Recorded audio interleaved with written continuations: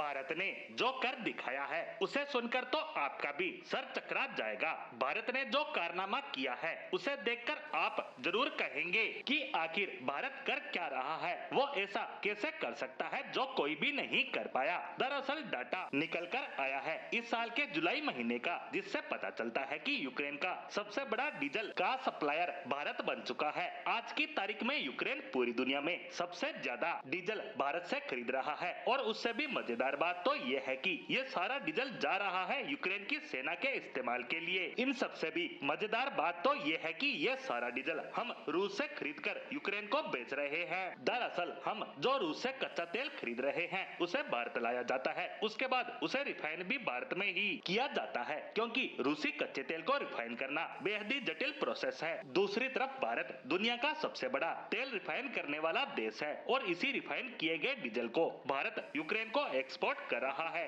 क्योंकि भारत में इसकी प्रोसेसिंग कॉस्ट कम होने से वो यूक्रेन को भी इसे सस्ती कीमत पर दे रहा है और इसी वजह से इंटरनेशनल मार्केट में भी भारतीय पेट्रोलियम प्रोडक्ट की मांग इतनी ज्यादा हो गई है कि सभी देश लाइन तोड़कर भारत के पास आ रहे हैं कि आप हमें किसी भी सूरत में ये प्रोडक्ट हमें दो। यहाँ तक कि अमेरिका और यूरोप भी भारी मात्रा में ये हमसे खरीद रहे हैं। अब आप में से कुछ लोग ये भी कहेंगे कि ये सच नहीं हो सकता, ये देश अरब से तेल खरीद सकते हैं पर भारत से नहीं। तो बता दो कि अरब के कई देश भी भारत से ही तेल खरीदते हैं, क्योंकि इसे प्रोसेस करके यूज करने लायक बनाने की कैपेसिटी पूरे विश्व में भारत के पास ही सबसे ज्यादा है। यह ताकत चीन और अमेरिका के पास भी नहीं है। ऐसे में ये तमाम देश कुछ मात्रा में तो इसे अपने देश में ही रिफाइन करते हैं ताकि आपात स्थिति से निपटा जा सके, लेकिन भारत बल्क में इसे रिफाइन करता है तो हमें ये सस्ता पड़ता है, तो हम इसे बेचते भी सस्ता है। यहाँ तक कि बड़ी बड़ी एयरलाइंस जो चाहे अमेरिका की हो या यूरोप की या फिर किसी अन्य देश की, सब भारत से ही अपनी जरूरत का तेल ले रहे हैं, क्योंकि भारत ही है जो पूरे विश्व में सबसे सस्ता तेल बेच रहा है। और इसीलिए न सिर्फ यूक्रेन, यूरोप और अमेरिका बल्कि अरब के भी वो देश जो कि बल्क में कच्चा तेल निकालते हैं, जिनके यहाँ हर जगह तेल के कुएं हैं, वो इसे बेच ही सकते हैं, खुद उस लेवल पर रिफाइन नहीं कर सकते। ऐसे में इन्हें ये तेल भारत भेजना पड़ता है और वो